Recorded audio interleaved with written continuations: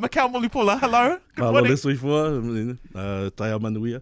Now, the reason, Michel, why you are in this morning is not to give us a pop culture update. It's to tell us about your own life and what's been happening lately for you. This comes off the back of you creating your own Samoan version of Spider-Woman. Her name was Elisabetta Lalanga, I believe. Yes. What kind of inspired that? So after watching Across the Spider-Verse for the fourth time, I was just like, I think it's about time I actually pulled the trigger on doing a Samoan version of a Spider-Person. And which was an idea I had in the back of my mind for a long time.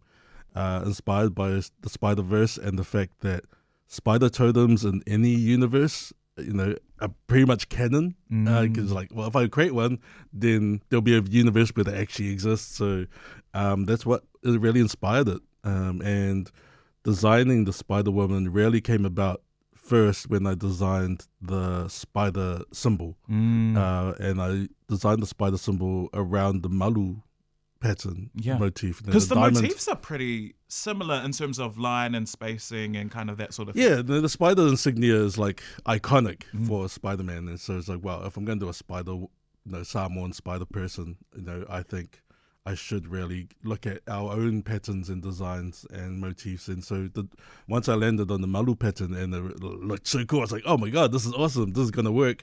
That's when the Spider-Woman came about, because obviously the malu motif is designated for females in our culture. So that's when I was like, yeah, it's going to be a Spider-Woman. Michel, you, apart from that, you just casually have done some mahi for Walt Disney Animation Studios. Tell us a little bit about that. Let's just say that working for Disney Animation as a story artist for one of the upcoming Disney Plus TV series, which should be out next year, I found my own way into that space. I feel like you hustled for that. Everything I do, no one else is doing. So I've had to be proactive and had to work hard and hustle hard. But that Disney animation job was my first job in the animation industry. I've never worked in animation before. And my first job was with Walt Disney Animation Studios.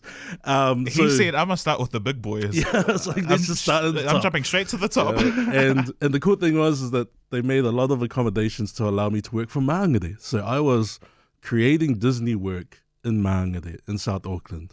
And so that was really cool. And essentially, I applied for the job, didn't get the job, but they liked my work. I flew myself to the States to try and get a face-to-face meeting.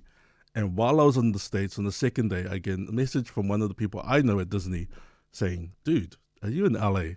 I'm like, yeah. He goes, well, cool. Let me get back to you. I got a couple of people from Disney that want to meet with you. and so I meet with Disney and the guys from Disney, and they were like, oh yeah, we've been wanting to work with you since the beginning of this project. And I'm like, oh, okay, cool. And they offered me a job right then and there. And then so, I guess it's a thing. And yeah, and it was initially a 5-week contract. And in my third week on that 5-week contract, I completed my first scene that I storyboarded, and they loved it. They approved it, sent it to edit, and then a couple of days later, they were like, hey, we want to extend your contract to February. And I was just like, wait, it went from 5 weeks to 7 months, and it ended up being 8 months instead. So now that I've finished up as a story artist, they loved me in that space so much that they offered me a different position after a story artist. So my current role for Disney Animation is serving as a cultural consultant. So much needed, I'd say.